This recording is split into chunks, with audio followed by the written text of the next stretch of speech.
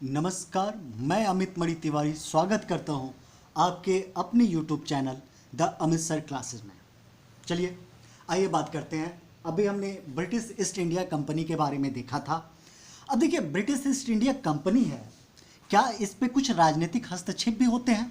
अगर राजनीतिक हस्तक्षेप होते हैं तो क्यों होते हैं, किस लिए होते हैं, और आज ही हम डेन भी पढ़ेंगे और फ्रांसीसियों के बारे में भी स्टडी करेंगे।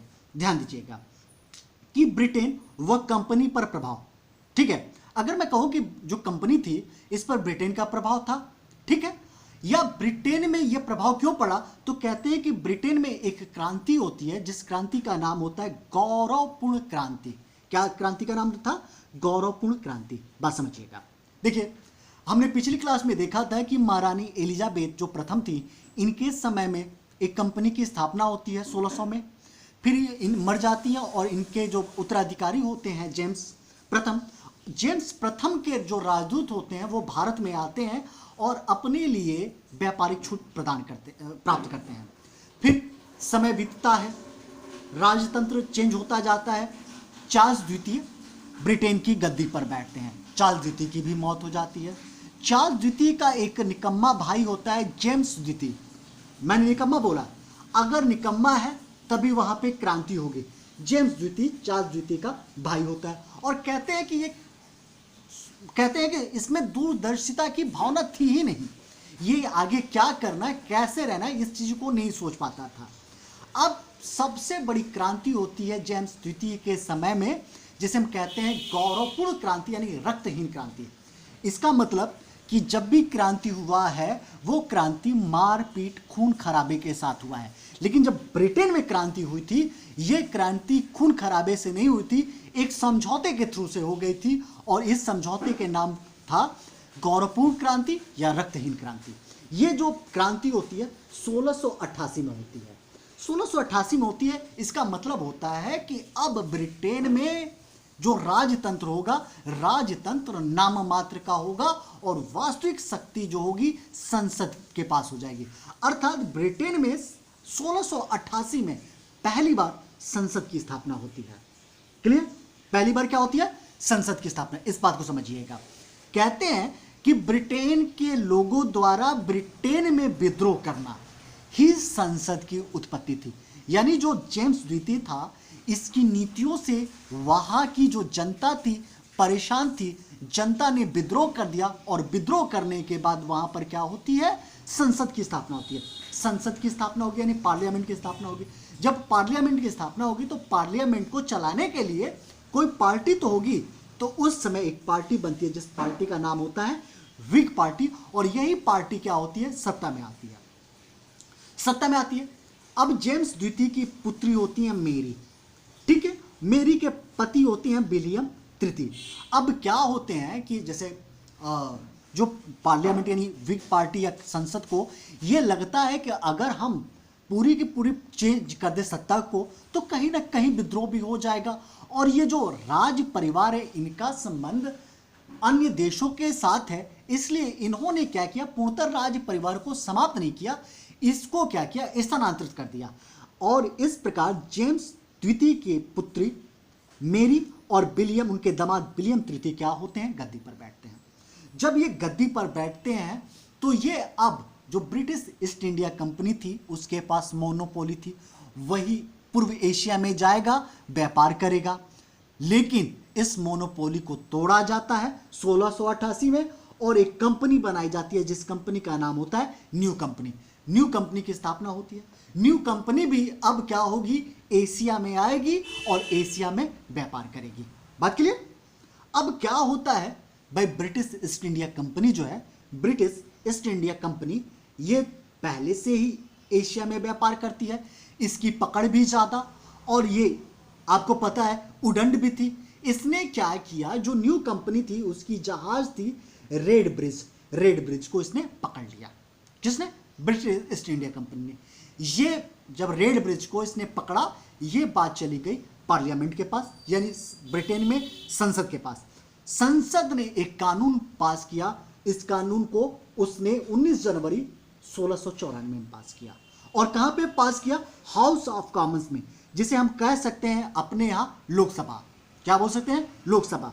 वहां के लोकसभा में, हाउस ऑफ कॉमन्स में एक कानून पास हुई 1694 में। कानून यह होता है कि अब इस कानून के तहत कहा जाता है कि पूरब के साथ व्यापार करने के लिए इंग्लैंड के सभी कंपनियां क्या होंगी, उनको अधिकार प्रदान किया जाता है। कहा जाता है कि अब इंग्लैंड की जितनी भी कंपनियां बनेंगी वो पूरब के साथ क्या कर सकती हैं, व्यापार कर सकती हैं। उनको ये 1694 से अधिकार दे दिया जाता है, यानी ईस्ट इंडिया कंपनी का मोनोपोली यहां पे समझ लीजिए समाप्त। अब क्या होता है 1694, अब समय आता है 4 साल बाद। जो ब्रिटेन की सत्ता थी, ब्रिटेन की जो सरकार थी, वो किसी कारण घाटे में आ जाती है। जब घाटे में आती है तो 1688 में बनी कंपनी 1688 में बनी कंपनी न्यू कंपनी ने क्या किया, इंग्लैंड सरकार को 20 लाख पाउंड का ऋण दे दिया। ठीक है, समझिएगा, 1688 में बनी कंपनी न्यू कंपनी ब्रिटिश सरकार को क्या करती है, ऋण दे देती है, लोन दे देती है। अब इस कंपनी को क्या होगा, न्यू कंपनी को भाई सरकार का समर्थन प्राप्त होगा। लेकिन क्या ये जो न्यू कंपनी है 1600 में स्थापित ब्रिटिश ईस्ट इंडिया कंपनी के मुकाबले क्या व्यवसायिक कुशल होगी? भाई वो 1600 से क्या कर रही है, व्यवसाय कर रही है, और ये 1688 में बनी है। तो व्यवसायिक रूप में जो न्यू कंपनी थी वो कमजोर थी, लेकिन राजनीतिक रूप में ये न्यू कंपनी क्या थी, स्ट्रांग थी। यानी न्यू कंपनी को राजनीतिक समर्थन तो था, लेकिन इसे व्यवसायिक कुशल नहीं प्राप्त था, जिस कारण न्यू कंपनी को क्या होता है, असाधारण हानि हो जाती है। यानी कहा जाए कि उस हानि की भी यह अनुमान नहीं किया था जिस प्रकार की इसको हानि होता है। अब क्या होता है, 1694 के प्रस्ताव के द्वारा ही प्रस्ताव होता है, इसी प्रस्ताव के द्वारा ही 1698 में 2 और कंपनियां बन जाती हैं, जर्नल सोसाइटी और English company trading in the east. 2 company और बन जाती हैं 1698 में। अब इन कंपनियों का क्या किया जाता है, विलय कर दिया जाता है। कब, 1708 में। कब विलय कर दिया जाता है, इन जितनी भी कंपनियां थी, एक कंपनी थी ब्रिटिश ईस्ट इंडिया कंपनी जो 1600 में बनी थी, और 1600 में इस कंपनी को कहा जाता था governor and company of Merchant of new London trading into the East Indies. 1600 में बनी थी, जिसे हम ब्रिटिश ईस्ट इंडिया कंपनी के नाम से जानते हैं। 1688 में न्यू कंपनी बनी थी, और आपको पता है कि 1698 में 2 कंपनी और बनती है, journal society, English company trading in the east.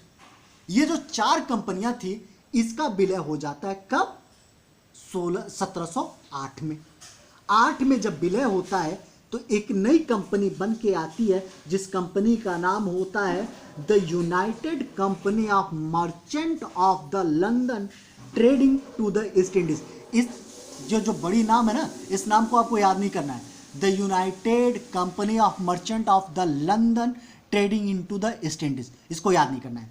ये कंपनी, चारों कंपनी का विलय आपसे पूछ लिया जाता है कि इन चारों कंपनी का विलय कब होता है, तो 1708 में इन कंपनी का विलय हो जाता है।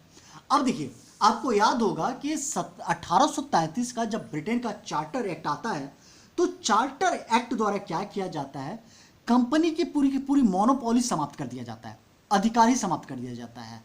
अब उसको राजनीतिक अधिकार दिया जाता है, और 1833 के एक्ट द्वारा ही भारत में क्या कर दिया जाता है, विकेंद्रीकरण लागू कर दिया जाता है, और विलियम बेंटिंग को पूरे भारत का गवर्नर जनरल बनाया जाता है। यह आपको पता है।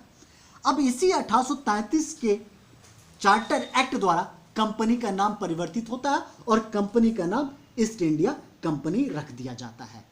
ठीक है, यह बात आपको समझ में आ गई। अब आते हैं यहां पे नेक्स्ट टॉपिक हमारा आज का, डेनिस। देखिए, सुनिएगा, डेनिस। अब मैं बता दूं, ये आपके डेनिस का आगमन चौथी कंपनी थी। डेनिस यानी ये जो डेनमार्क है, आपको जिसे हम जुटलैंड प्रायद्वीप कहते हैं, इस जुटलैंड प्रायद्वीप ही डेनमार्क है। ठीक है, अब इस डेनमार्क की भी कहानी ये होती है कि यहाँ के व्यवसायी भी आते हैं और भारत में व्यवसाय करते हैं। कुछ नहीं इनके बारे में कहानी है, जरा देखिएगा। डेनिस कब आते हैं, कहते हैं कि जो डेनमार्क के व्यापारी थे, ये 1600 में आते हैं भारत में, और 1600 में आते हैं, और 1620 में, सुनिएगा, बहुत खत्म इनकी कहानी, 1620 में ये अपनी प्रथम फैक्ट्री ट्रैंकोवॉर में लगाते हैं। ये जो केरल है ना, केरल के ट्रैंकोवॉर में प्रथम फैक्ट्री लगाते हैं। और बंगाल में 1776 में ये अपनी दूसरी फैक्ट्री लगाते हैं श्री रामपुर में। और फाइनली ये क्या करते हैं, 1745 में ये अपनी सारी कंपनियों को ब्रिटिश ईस्ट इंडिया कंपनी को बेच देते हैं और यहां से चले जाते हैं। तो मैं सोचूंगा कि आज के लिए नहीं, हाँ आज के लिए इतना ही। नेक्स्ट कल आपसे और मिलते हैं। ठीक है, धन्यवाद।